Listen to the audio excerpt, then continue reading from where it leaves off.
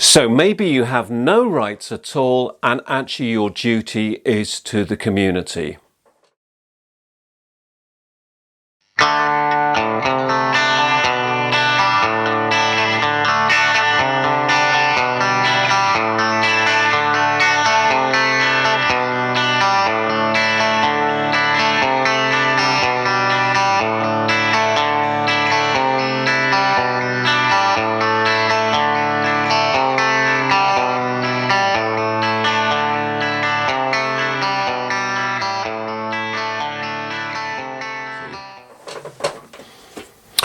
Wouldn't it be wonderful if, instead of us having to sort of think about our emotions or our opinions when we worked out morals, if we actually found out that morals were part of the structure of the universe in some, let's call it, naturalistic way? And naturalism is one way of understanding morality.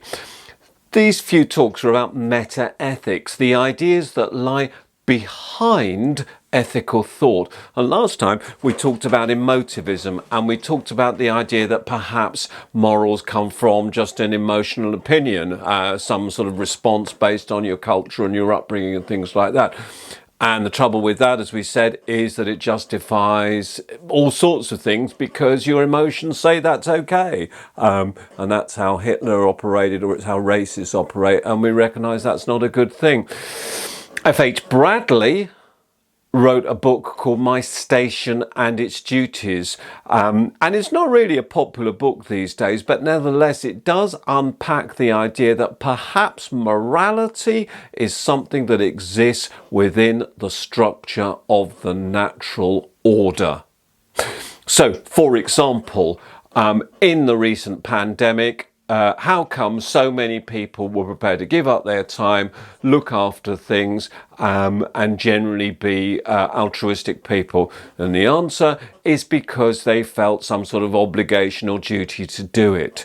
My station and its duties suggest that society is more like perhaps an organism than a collection of individuals with their own freedoms and rights. An organism in which each of us has a part to play, and therefore that's where morality fits in, because it's the way that makes the organism work effectively. Bradley was writing not that long after, of course, Darwin, and Darwin had put together the ideas of evolution and the development of species so that they survive most effectively. And morality is obviously, maybe, part of that process of living most effectively together, most effectively in communal groups, that as people develop, as they shape, as societies grow, then morality is the process that allows you to do that effectively. So it's a natural thing, in the same that other things that have evolved are natural things that have developed and changed and shaped. Now that sounds great, the idea that morality is something that is part of the natural order in the same way that our biology is, or ideas like that. But the trouble with that is, that's great if you're F.H. Bradley and you live in an Oxford college and you've got everything you might ever want, and you belong to what we may call an elite.